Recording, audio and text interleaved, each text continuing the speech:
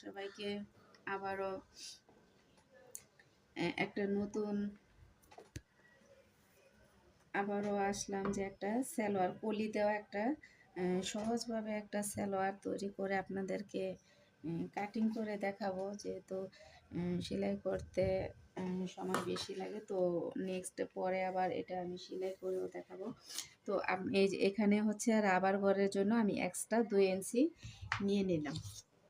আপনারা এটা যদি ফলো করেন তাহলে খুব সহজেই সালোয়ার কাটতে পারবেন ভিডিও দেখে। এখানে এক্সট্রা জাস্ট রাবার ঘরের জন্য রেখে দেবেন।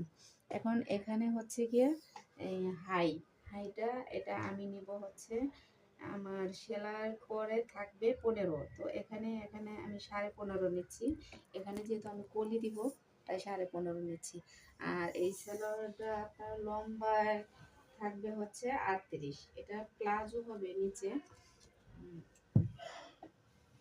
তো এখানে যা লম্বায় রাখবেন সেই মাপটা দিয়ে, আর এখানে বাড়তি কাপড় সেটা আপনি চাইলে কমও ভাঙতে পারেন, বেশিও ভাঙতে পারেন। ওটা কোনো নির্দিষ্ট নাই, এটা আসলে যার যার চাহিদা অনুযায়ী, কেউ একটু বেশি দেয়, কেউ কম দেয়।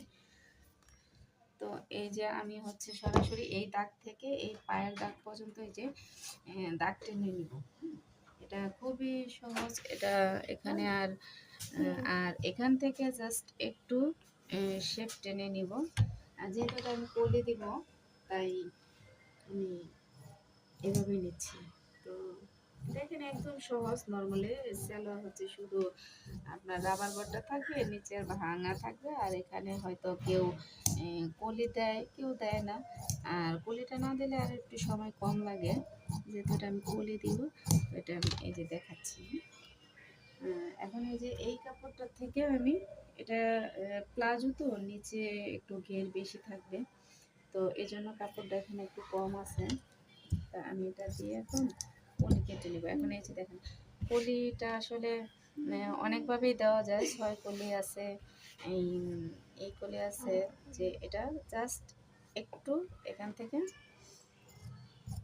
এভাবে কেটে জাস্ট একটু এই যে এরকম কোনা করে কেটে দিবেন। এখন এটাকে হচ্ছে এই যে জিনিসটা, এই যে এখান থেকে এভাবে লাগাবেন।